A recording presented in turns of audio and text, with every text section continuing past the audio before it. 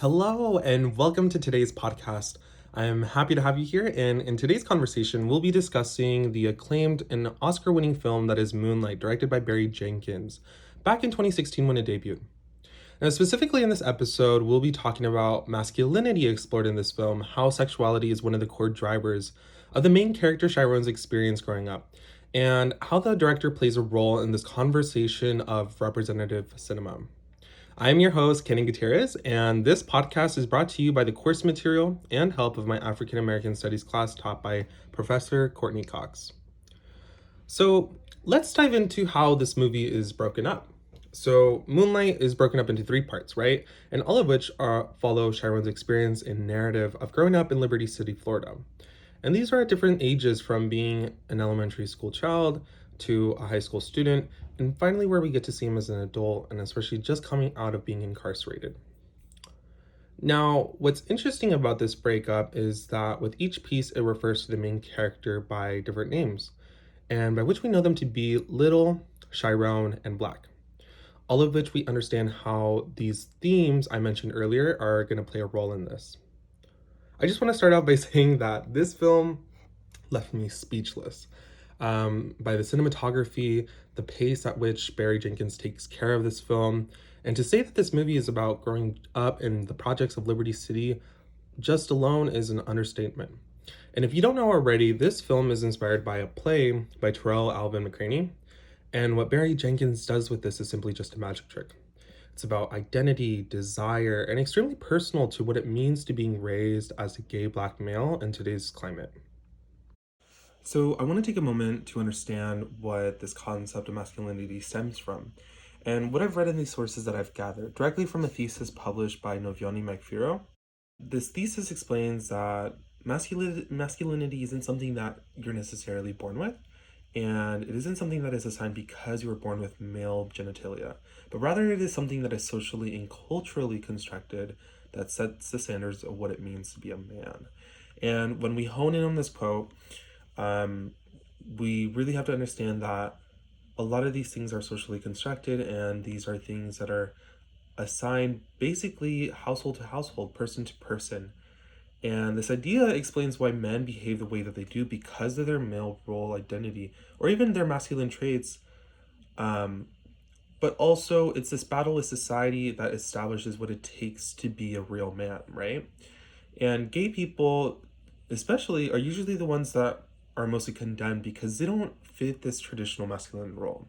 And on again have we seen this to be depicted, especially in film roles, to be TV, movies, even at childhood.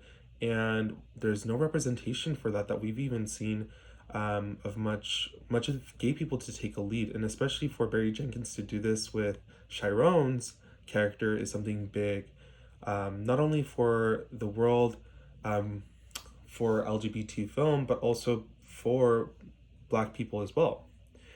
And ever since at a young age, Chiron, who's been nicknamed Little, has been bullied because of his small figure, right?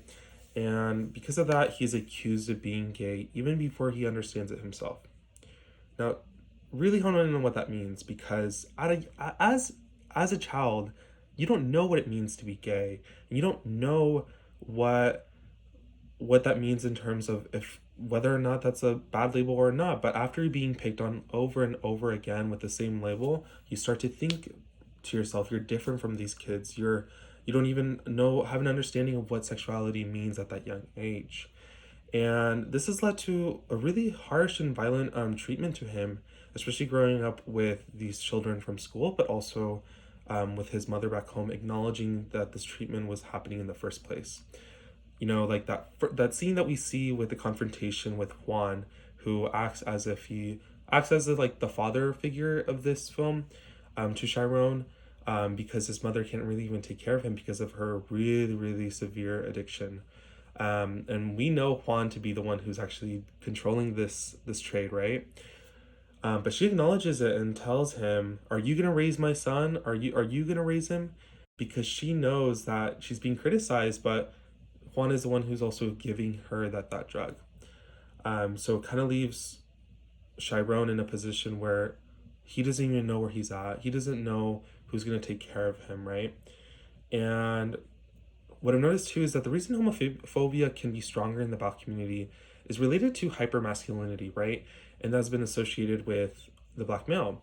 There are stereotypes that are towards Black people that are aggressive, rough, and violent, and hence being gay is an equivalent to being feminine or being weak. And we see these waters be tested about 37 minutes into the film. And Terrell is Sharon's classmate, right? And he likes to intimidate and provoke Sharon. Just because Sharon is different from the rest. Like, this characteristic of being different in reality is just him being quiet. And Terrell sees Sharon's gentle personality, and it frustrates him in a way that Sharon never stands up for himself, and that makes him like antagonize him even further. And as we get further into the film, after Kevin and him have that event that actually happened in the beach where they got intimate, um, you'd have to watch the film to actually see what I'm talking about. They return back to school, and Terrell is pressuring Kevin to beat him up. And if he doesn't comply, then he's also going to be labeled the same thing. He's going to be labeled as weak, and if not anything, that's just gay, the same way that Sharon is being labeled. It's not necessarily that they even know this to be confirmed. They're just assuming this because of the traits that he's holding, and them having a fear of even catching this, what a lot of people have even seen it to be like a disease. But this is definitely something that Barry Jenkins addresses, and we're seeing this in the flesh with these scenes specifically as how in his events of being in this high school in particular. Now, let's look at how this fits the bigger picture film and how it differs from the rest. So, this article is from Ken Stuckey, Talk Like a Man, the Gay and Lesbian Review. And what John Stuckey is trying to get across with this article is that Moonlight itself is more than just a social problem-based film, and it sheds light on how real the characters are in relation to the director's time living in Liberty City, Florida. And this is important because the director did in fact grow up here. And this conversation embedded with these factors of poverty, drug, addiction, and sexuality, these are pivotal points to self-discovery plots. And that doesn't necessarily happen in the standard privilege problems this film denies. And there's definitely a big, intense buildup. And the author of this acknowledges this as we examine how his environment and his sexuality has shaped him to be the way that he is in the third act of the film, right? He's bulky and still very reserved, but this is the culmination of his experiences with the bullies and the anger built from what Kevin did to betray him with beating him up that day that he was left so swollen. And there's a lot of symbolism that can't go unnoticed, like the water when he's swimming with Juan, washing away the problems the character undergoes, as well as like understanding how masculinity and this upbringing and violence play a role in beating Chiron mentally and physically. And contrary to what most audiences would believe, the real antagonists are not characters like Terrell, his high school bully, or his mother who neglected him for so long, but more so masculinity, and this is responsible for driving the plot. And because of this, we have to see it at a different angle and not target these people that have these toxic masculine traits, but more so work towards unlearning these traits that are beyond destructive to manhood. I'll say this again, and it's only because I want people to know this before watching the film for the first time, that it was an emotional ride, and it was definitely very difficult being gay myself, experiencing this piece. And the way Barry Jenkins filmed this is very abstract to what I'm used to seeing in bigger budget films, but that's also because it's an indie film, it's an independent film. And the film movement is shaky, it's erratic, but conveys plenty on the matter of Chiron's state of mind. And it was also the first film I was able to experience where the social message is not the core of the film, but more so uses it to expose the character's sense of self. And of course, my relation to this movie is not going to be aligned completely with everything Chiron is going through, but it's details of his identity and experiences that have touched myself and other audience members as well. And to be frank, directors don't know that because they are storytelling a white narrative in an industry that is primarily white. Like we've seen before and like we've talked before in the course material on Oscar So White, and how that's such a big problem within the Academy itself, people who are selecting the films that are primarily white. Then again and again, we see that the people who win Best Actor and Best Actress are white people like Robert De Niro, Margot Robbie, you name it. There's plenty of evidence to show that there's not a lot of representation on the people who are winning these awards. Now, I want to end this podcast with an interview that was made by the New York Times on Barry Jenkins on Moonlight, A Tale of Black America and Personal Adversity. And he was asked a question, what was it like to show the movie here? And they're referencing to the Telluride Film Festival. And in his response, he said that it was weird because he's been there since 2002 and none of his actual biography has been involved in his work at the festival.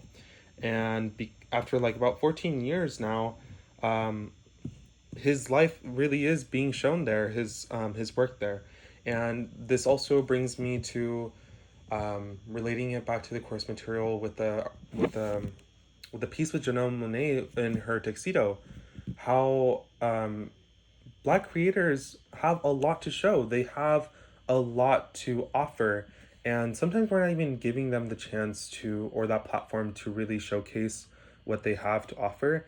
And even then with Janelle Monáe with that tuxedo, she uses that as a way to give tribute to her parents who always wear a uniform, and she does the same too, but also to silence people on or redirecting them and showing them more of her work than her presence herself, you know. And with Barry Jenkins as well, this is his first film that's really being noticed.